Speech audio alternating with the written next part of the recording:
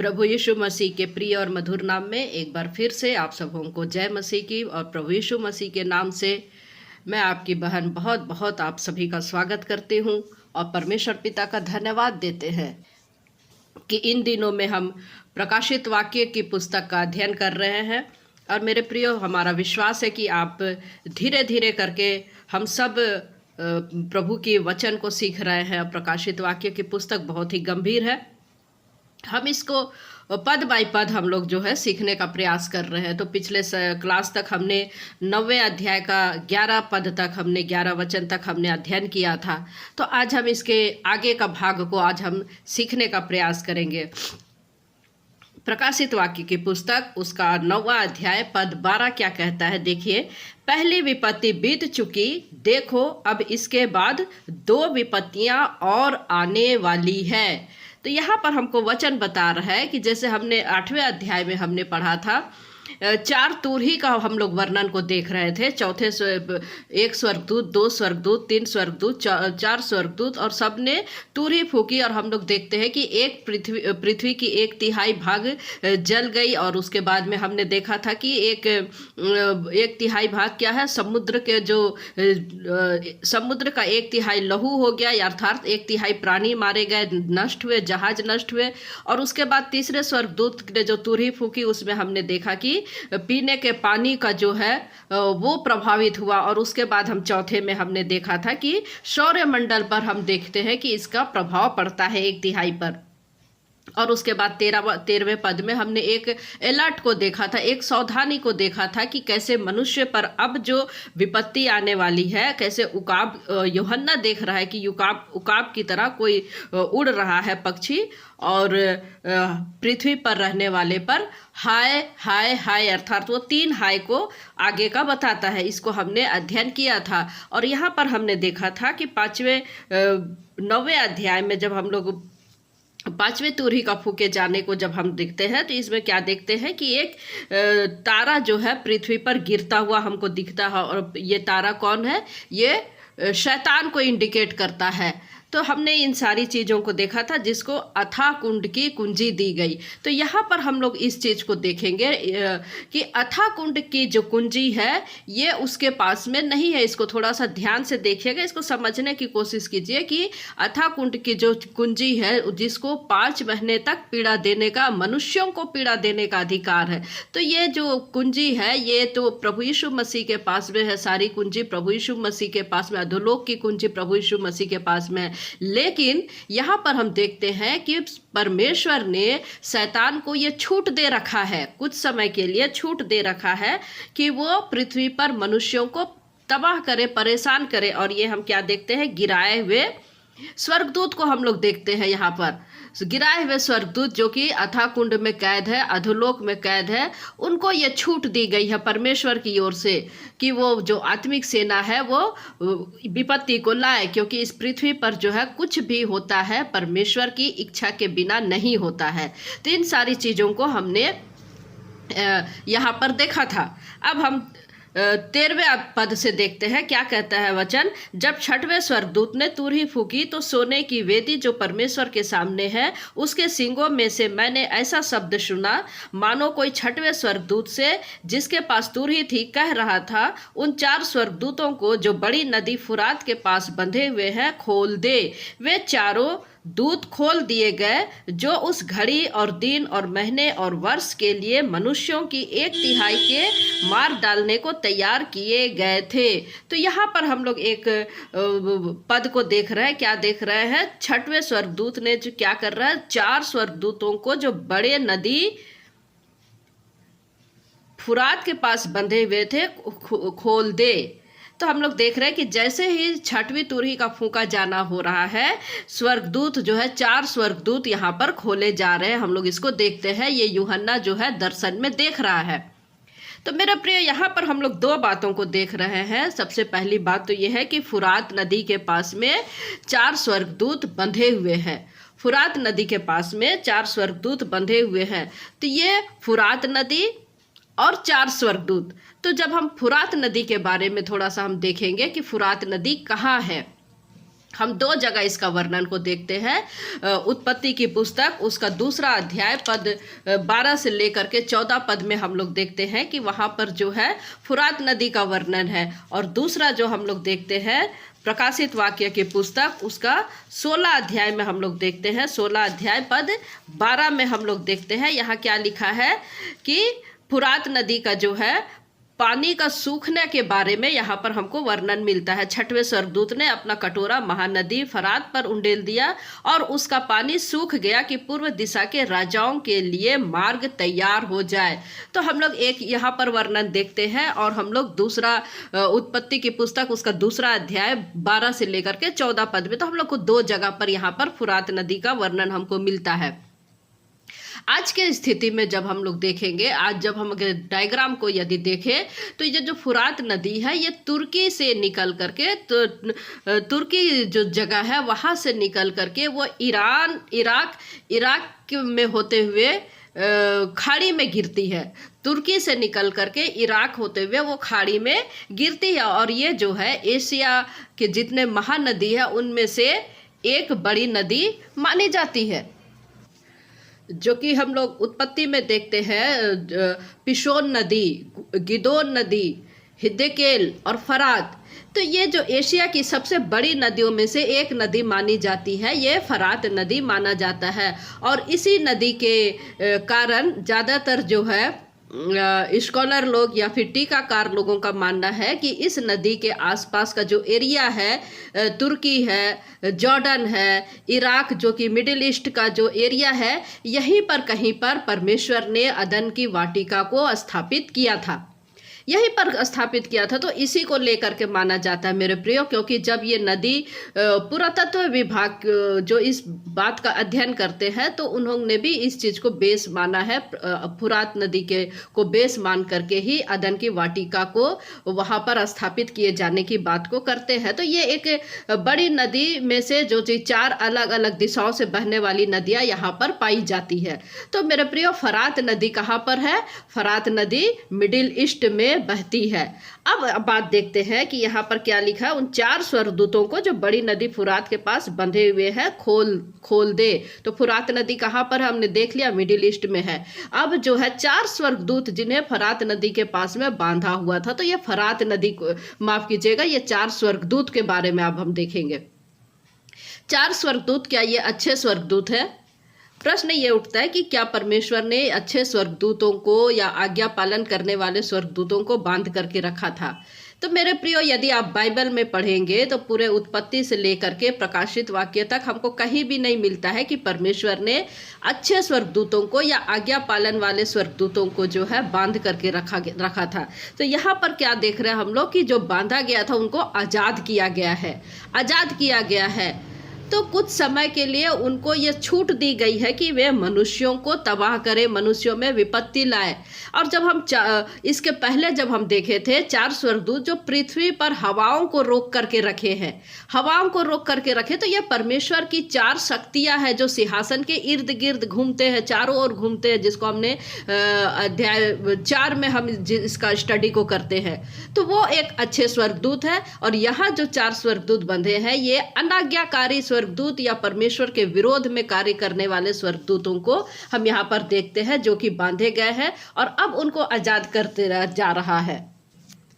यानी कि मनुष्यों में जो है बहुत बुरा कर सकते हैं, या मनुष्यों में मरी फैला सकते हैं, या मृत्यु को वे ला सकते हैं। तो इस कारण परमेश्वर ने उन्हें फरात नदी के पास में बांध करके रखा था। इस कारण हम देखते हैं, अब आगे देखते हैं कि परमेश्वर को जो है ये विपत्ति धरती पर लानी है, धरती पर लानी है। तो ये शक्तियां हैं जिसको हम फॉलन एंजल भी कह सकते हैं, इन्हें शैतान के साथ भी जोड़ सकते हैं। और परमेश्वर अब इन्हें छोड़ देंगे, परमेश्वर इन्हें खुली छूट दे रहे हैं और इन्हें पूरा अधिकार दे रहे हैं कि वे इस पृथ्वी पर तबाही को लाए और 1/3 लोग मार डाले जाए। तो यहाँ पर जो विपत्ति हो रहा है परमेश्वर की ओर से हो रहा है। यहाँ पर परमेश्वर के छूट देने के कारण ये विपत्ति दी जा रही है। इसलिए हम कह रहे हैं कि पृथ्वी पर जो है परमेश्वर की बिना इच्छा के कोई भी विपत्ति या बातें नहीं होती है। जो भी कार्य होती है परमेश्वर की इच्छा के अनुसार होती है, चाहे वो मनुष्य के द्वारा उभारे गए हो या फिर शैतान के द्वारा उभारे जा रहे लोग हो या दुष्ट आत्मा के द्वारा हो रहे कोई भी कार्य मेरे प्रियो परमेश्वर की इच्छा के बिना, परमेश्वर के बिना छूट दिए यहाँ पर कार्य को हम नहीं देखते हैं, नहीं देख रहे। तो ये अंतिम समय है। अंतिम समय में परमेश्वर अपना क्रोध को, परमेश्वर अपना प्रकोप को इस धरती पर बताना चाह रहा है कि कैसे मैंने तुम्हें हमेशा से आशीषित किया है, कैसे मैंने तुम्हें हमेशा इन बुराइयों से बचा करके रखा है। लेकिन आज जब मैं अपना हाथ पीछे कर रहा हूँ, जब मैं, परमेश्वर कह रहा है कि जब मैं अपना हाथ पीछे कर रहा हूँ, तो देखो इस संसार का कितना बुरा हाल शैतान और उसके लोगों के द्वारा किया जा रहा है। परमेश्वर ये मनुष्य को सिखा रहा, और ये अंतिम विपत्ति जो कि 7वीं तुरही फूके जाने पर जो एंटी क्राइस्ट के विषय में हम देखते हैं, वहाँ तक ये मनुष्यों के ऊपर विपत्ति को हम देख रहे हैं। पूरे 7वें तुरही के फूके जाने तक हम इसको देखते हैं। और यहाँ हम देख रहे हैं कि कोई शक्ति हिलाई नहीं जा रही, अर्थात आकाश की शक्तियाँ यहाँ पर हिलाई नहीं जा रही है कि लोग इसके द्वारा मार खाए या मार डाले जाए, बल्कि यहाँ पर हम देखते हैं कि इस प्रकार की बातें हो रही है कि दुनिया के लोगों के द्वारा ही विपत्तियाँ हम मनुष्य महसूस करेंगे, या मनुष्य के द्वारा ही मनुष्य विपत्तियों को महसूस करेंगे। और यहाँ पर हम देखेंगे तो हम दो बातों को हमने यहाँ पर देखा। एक फरात नदी को हम यहाँ पर देख रहे हैं, और 4 स्वर्गदूतों को खोले जाने का वर्णन को हम लोग यहाँ पर देखते हैं। अब आगे हम लोग पढ़ते हैं पद 16 से 19 पद तक क्या कहता है। उनकी फौज के सवारों की गिनती 20 करोड़ थी। मैंने उनकी गिनती सुनी। मुझे इस दर्शन में घोड़े और उनके ऐसे सवार दिखाई दिए जिनकी झील में आग और धूम्रकांत और गंधक की सी थी, और उन घोड़ों के सिर सिंहों के सिरों के समान थे, और उनके मुंह से आग, धुआं और गंधक निकलते थे। इन तीनों महामारियां अर्थात आग और धुएं और गंधक से जो उनके मुंह से निकलते थे, मनुष्यों की 1/3 मार डाली गई, क्योंकि उन घोड़ों की सामर्थ उनके मुंह और उनकी पूंछों में थी, इसलिए कि उनकी पूंछें सांपों जैसी थी, और उन पूंछों के सिर भी थे, और इन्हीं से वे पीड़ा पहुंचाते थे। तो देखिए यहाँ पर हमको वचन बता रहा है 4 स्वर्गदूत जिनके पास में पावर है, जिनके पास में शक्ति है, और जिससे वे एक बड़ी फौज को इकट्ठे कर रहे हैं। और यहाँ पर दर्शन में यूहन्ना एक बड़ी फौज को देख रहा है जिनकी गिनती कितनी है, 20 करोड़ की गिनती है। पूरी संख्या यहाँ पर हमको बताई जा रही है। तो मेरे प्रियो, अगर आज हम दुनिया में जितने भी सेना है, जितने भी हम देखते हैं कि सैनिक है, यदि इनकी आप काउंटिंग करेंगे तो 20 करोड़ आप नहीं पहुँच सकते। इतनी संख्या यहाँ पर हमको नहीं दिखती है। तो ये संख्या जो है बहुत ही भयानक है, भयानकता को हमको दिखाता है। और ये 4 स्वर्गदूत जो है लोगों को भरमाएंगे, और साथ में शैतान की दुष्ट की सेना, 4 स्वर्गदूत प्लस दुष्ट की सेना प्लस फौज जो है 20 करोड़। तो आप सोच के देखें कि एक बहुत बड़ी तबाही को हम देखते हैं। जैसे हमने यहाँ पर देखा था 5वीं तुरही के फूके जाने पर जो टिड्डी निकल रहा है, जो टिड्डी के समान, लेकिन उसकी डंक कैसे है, बिच्छू के समान है। तो यहाँ पर हम लोग एक महामारी को, हम लोग एक मृत्यु को देख रहे। 5 महीने तक पीड़ा देने का जो अधिकार है वो कितने सामर्थी है। तो उससे भी कहीं ज़्यादा सामर्थ्य हमको यहाँ पर दिख रहा है 6वें तुरही का फूके जाने पर, जिसमें 20 करोड़ की फौज है। ये दुष्ट आत्मा भी हो सकती है और ये मनुष्यों की फौज भी हो सकती है। तो देखिए ये कितनी बड़ी और भयानक बात हमको यहाँ पर दिख रही है। 17 पद में क्या कहता है, मुझे इस दर्शन में घोड़े और उनके ऐसे सवार दिखाई दिए जिनकी ड्रेस कैसे है, झीला में आग है, धूम्रकांत है और गंधक की सी थी, और उन घोड़ों के सिर सिंहों के समान थे, और उनके मुंह से आग, धुआं और गंधक निकलते थे। तो आप सोच करके देखिए कि ये कितनी बड़ी यहाँ पर हम तबाही को देख रहे हैं, बहुत बड़ी तबाही को हम देख रहे हैं जो मनुष्यों के ऊपर में आ रही है। उनकी झीला में आग है और उनके धूम्रकांत है और गंधक है, घोड़ों के सिर है, और उनके मुंह से क्या निकल रहा है, आग, धुआं और गंधक। तो ये 20 करोड़ की जनसंख्या है और 20 करोड़ की फौज है। तो ये संभवतः मनुष्यों की ही फौज है मेरे प्रिय, ये मनुष्यों की फौज है। और उन 4 स्वर्गदूतों ने को बुराई के लिए उभारा गया है, और ये 4 स्वर्गदूत जो है बुराई लोगों के द्वारा कर रहे हैं, जो 20 करोड़ की संख्या है। संख्या है तो आज हम देखते हैं कि आतंकवाद को भी हम इसके साथ में जोड़ सकते हैं, लेकिन हमारा ये सिर्फ आकलन होता है। लेकिन यहाँ संख्या कितनी दिख रही है? 20 करोड़ की दिख रही है। हम देखते हैं कि आज एक्टिव आतंकवादों के साथ में कुछ एक्टिव संगठन है, कुछ अनएक्टिव संगठन है जो इस प्रकार के कार्य को करती है और मनुष्यों में तबाही को लाती है। ये आतंकवाद की फौज हो सकती जो दुनिया में बहुत बड़ी और बुरी तरीके से तबाही को ला सकती, लेकिन ये आतंकवाद जो है मुस्लिम नहीं होंगे, इस्लामिक नहीं होंगे मेरे प्रियो। इसको बहुत ध्यान से सुनिए, यहाँ इस्लामिक नहीं होंगे। उनके मुंह से आग, धुआं और गंधक निकलते हैं, तो ये किस चीज़ को इशारा कर रहे हैं?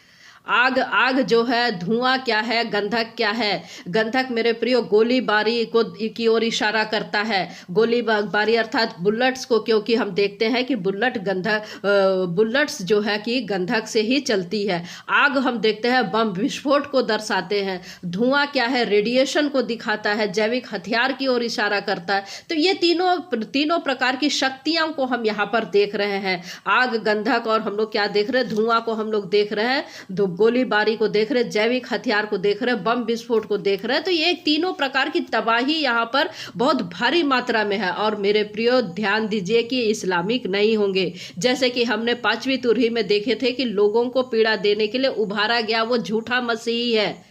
झूठा मसीह, एक कल्ट की शिक्षा को हम यहाँ पर देख रहे हैं। कल्ट की शिक्षा को देख रहे हैं कि हमें मसीहों का विरोध करना है या हमें मसीहों का बदला लेना है। बदला लेने वाले कार्य को हम यहाँ पर देखते हैं। और आज भी जो हम देखते हैं कैसे उग्र विश्वासियों को हम देखते हैं, उग्र मसीहियों को आज हम देखते हैं जिन्होंने नम्रता को छोड़ दिया, जिन्होंने दीनता को छोड़ दिया है और अब नम्रता दीनता का स्वभाव को छोड़ दिया और उग्र रूप को धारण कर लिया। तो ये कल्ट की शिक्षा जो प्रभु यीशु मसीह की शिक्षा के जस्ट विरोध में होगा, विपरीत होगा, पर प्रभु यीशु मसीह की शिक्षाओं को पलटकर लोगों को भरमाएंगे। तो ऐसे लोगों की संख्या होगी 20 करोड़ की संख्या, मसीह का नाम लेकर के लोगों को उकसाएंगे और गलत शिक्षाओं की ओर अग्रसर करेंगे। जैसे कि हमने 5वें मुहर के खोले जाने पे हमने देखा था कि कितने सारे मसीही विश्वासियों का वध हो रहा है, उत्पीड़न किया जा रहा है। तो मेरे प्रियो यहाँ पर हम लोग देखते हैं कि संभवतः जो है लोगों को या शैतान ऐसे किसी भी मसीह के नाम से भी ऐसी शिक्षा को लेकर के आएंगे, कल्ट वाले ग्रुप ऐसे शिक्षा को लेकर के आएंगे कि हमको ईंट का जवाब पत्थर से देना है। और आज भी आप देखिए कैसे उग्र ऐसे प्रचारक लोग हो गए हैं, अपने लोगों को इकट्ठा कर रहे। तो ये दिन शुरू हो चुका है, ईंट का जवाब हमको पत्थर से देना है। तो ये आतंकवाद की सिलसिला को हम लोग यहाँ पर देखते हैं कि इन्हें आतंकवाद की शक्तियों में से ऐसी शक्ति जो कल्ट की शिक्षा झूठे मसीही विश्वासी में से होगा और वो अपनी प्रभुता कायम करने की कोशिश करेगा और ये इस्लामिक नहीं होंगे मेरे प्रियो। ये इस्लामिक नहीं, क्योंकि ये यदि इस्लामिक होगा तो वो गैर इस्लामिकों पर ही हमला करेगा, अपने इस्लामिक देश पर हमला वो नहीं करेगा। लेकिन यहाँ पर जो हम देख रहे हैं 20 करोड़ की फौज है, ये मसीहियों पर हमला नहीं करेंगे, ये मूर्ति पूजकों पर हमला करेंगे, गैर मसीहों पर हमला करेंगे और अपनी प्रभुता जमाने की कोशिश करेंगे, अपने आप को बताना की कोशिश करेंगे कि हम मसीह है हम, क्योंकि इसी में से जो हम देखेंगे कि कल्ट वाले जो आएगा या जो एंटी क्राइस्ट आएगा जो अपने आप को बताएगा, तो एक यहाँ पर हम लोग उसका रास्ता को हम लोग देखते हैं। तो इसी कारण हम बता रहे हैं कि सच्चे मसीही विश्वासियों को इस विपत्ति से बचे रहेंगे या इस विपत्ति का सामना सच्चे मसीहियों को नहीं करना पड़ेगा।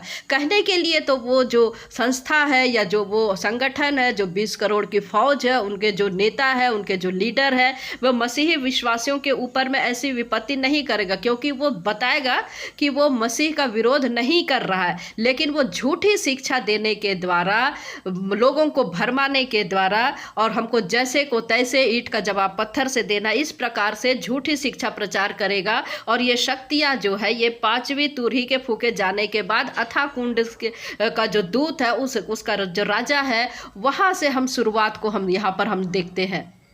और हम जब 11वें अध्याय का हम लोग 7वें पद में देखते हैं कि 2 गवाह का आना होता है और उनको भी मार डालने की बातों को हम देखते हैं यहाँ पर। तो ये जो शुरुआत हो चुकी है पांचवी तुरही के खोले जाने से ही एंटी क्राइस्ट को हम लोग देखते हैं, अर्थात सातवीं तुरही तक ये चलेगी, सातवीं तुरही तक चलेगी, क्योंकि उस समय में असली एंटी क्राइस्ट का आना होगा जो पूरी दुनिया पर कब्जा करेगा, पूरी दुनिया पर कब्जा करेगा। तो ये भटकाने वाली शक्तियां हैं जो अपने आप को मसीह कहलाएंगे और ये झूठे होंगे, और ये शक्ति जो है पूरी संस्था को, पूरी दुनिया में अपनी संस्था को बनाएगा। और ये में भी पॉसिबल हो सकता है कि ये शक्ति जो है पांचवी तुरही के या पांचवी मुहर के तक के कार्य करती है और अपनी प्रभुता जमाने की कोशिश करेगी। एक संगठन है। और जब दो गवाह जो हम देखते हैं 11वें अध्याय का 7वें पद में, जब दो गवाहों का मारा जाना होगा तब भी जो है दुनिया बड़ी खुश होगी, दुनिया बड़ी खुश होगी, क्योंकि वे सच्चे गवाही देने वाले होंगे, परमेश्वर के दास हैं और सच्ची बातों का वे बताने वाले होंगे, और जो लोग हैं वे बड़ी खुश होंगे। परंतु झूठे विश्वासी, जैसे आज हम देखते हैं कि झूठे विश्वासी लोग हैं, भरमाए हुए लोग हैं, उनकी एक जो संगठन है अच्छे लोगों को परेशान करती है। किस प्रकार से परेशान करती? उनका विरोध करके। तो इस प्रकार की बातें जो शुरुआत हो चुकी है वे एंटी क्राइस्ट के या सातवीं तुरही के फूके जाने तक चलती रहेंगी। तो यहाँ पर हम देखते हैं कि मसीही लोगों के साथ में यहाँ पर हम लोग देख रहे हैं क्या हो रहा है। ऐसी बातें होना निश्चय है। एक बड़ी फौज को हम देख रहे हैं, एक ऐसी संस्था की फौज जो इस प्रकार पूरी दुनिया में हाहाकार मचा करके रखेगा, और ये जो संस्था है आग और गंधक और धुएं से पूरी दुनिया को तबाह करेगा, और 1/3 लोग इससे प्रभावित होंगे। 1/3 लोग पूरी दुनिया में मार दी जाएगी। तो मेरे प्रिय, हमने देखा यहाँ पर कि प्रकाशित वाक्य में जो मुहरें खुली जा रही है उसमें 1/4 पृथ्वी की जो जनसंख्या है वो मार दी जाएगी, और अब जो बचे हुए जनसंख्या में से 1/3 जनसंख्या को हम लोग देख रहे हैं कि वो नष्ट हो चुकी होगी, मारी जाती, और लगभग आधी से ज़्यादा इस पृथ्वी की संख्या जब मर चुकी होगी, पूरी तरह से तबाही का मंजर को हम यहाँ पर देखते हैं। आधी से ज़्यादा जनसंख्या हम देखते हैं इन विपत्तियों के कारण मारी जा चुकी होगी। तो मेरे प्रियो, यहाँ पर हम 6वीं तुरही के फूंकते ही इस प्रकार की विपत्ति को हम देखते हैं, और विश्वासियों के साथ इसलिए हम यहाँ पर जोड़ रहे हैं कि आगे जब हम 13वें अध्याय में जब हम पढ़ेंगे इसको, और भी हम इसको समझ पाएंगे कि कैसे इसकी कड़ी एक दूसरे से जुड़ रही है। और हम 13वें अध्याय में जब हम अध्ययन करेंगे तो 2 पशु है और एंटी क्राइस्ट की तुरही के फूके जाने से ये सारी घटनाओं को हम देखेंगे, और ये कड़ी कैसे एक दूसरे से जुड़ रही है। जब परमेश्वर के 7 प्रकार के जो प्रकोप के कटोरे इस धरती पर ले जाएंगे, तब इन सारी कड़ियों को हम एक दूसरे से कैसे हम जुड़ते हुए देखेंगे। और उस समय में भी हम फरात नदी और फरात नदी का पानी का सूखने के जो वर्णन है और पूर्वी देशों का हमला किया जाना, ये सारी चीजों को हम देखेंगे कि किस प्रकार से एक दूसरे से ये बातें जुड़ती है।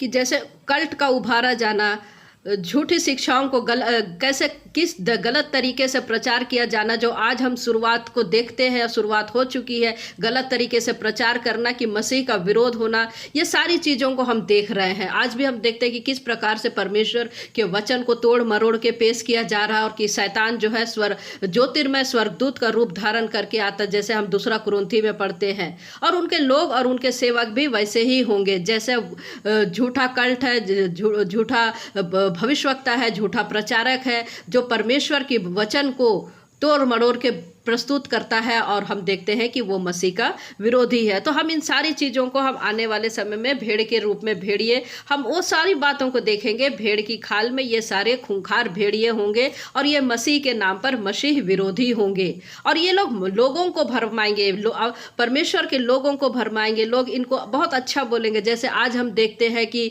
बड़े बड़े प्रचारकों को किस प्रकार से झूठी शिक्षा देते हैं, फिर भी उनको लोग बहुत अच्छे, बड़ी तारीफ, बड़ी वाहवाही होती। तो कुछ इस प्रकार की बातों को हम लोग आने वाले यहाँ विपत्तियों में हम लोग और देखेंगे। लोग कहेंगे कि क्या वाह वाह, क्या बात है, हम मसीही क्यों चुप रहे, क्योंकि हमको तो बदला लेना है। कुछ इस प्रकार की बातें हम आने वाले समय में और भी इसमें हम स्टडी करेंगे मेरे प्रिय। तो लोग कहेंगे हम क्यों चुप रहें, अच्छा है, अच्छा हुआ। इस प्रकार की बातों को हम आगे देखेंगे। तो धीरज को खो देने वाली बातों को हम देखते हैं, मेल को खो देने वाली बातों को देखते हैं, जो कि नाम के मसीह होंगे लेकिन कार्य तो मसीह के विरोध में होंगे। और छठवीं तुरही के फूके जाने पर हम लोग देखते हैं कि इस प्रकार की विपत्ति को आते देख रहे हैं। 20 करोड़ की फौज को हम लोग देख रहे हैं जिसके मुंह से धुआं, गंधक और आग निकल रही है, अर्थात गोलाबारी, बम और जैविक हथियार, पृथ्वी की 1/3 लोग मारे जा रहे हैं। फिर भी हम लोग देखते हैं कि किस प्रकार से यहाँ पर जो 20वें पद है और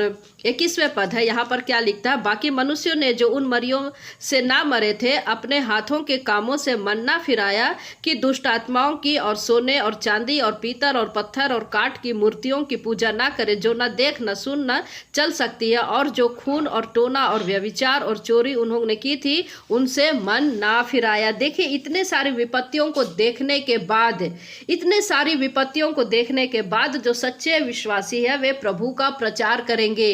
जैसे आज भी हम देखते हैं कि लोग कितने आगाह कर रहे हैं, सच्चे विश्वासी लोगों को आगाह कर रहे हैं कि मनुष्यों को बता रहे हैं कि प्रभु यीशु मसीह जल्द आने वाला है, किंतु लोग जो है निश्चिंत है।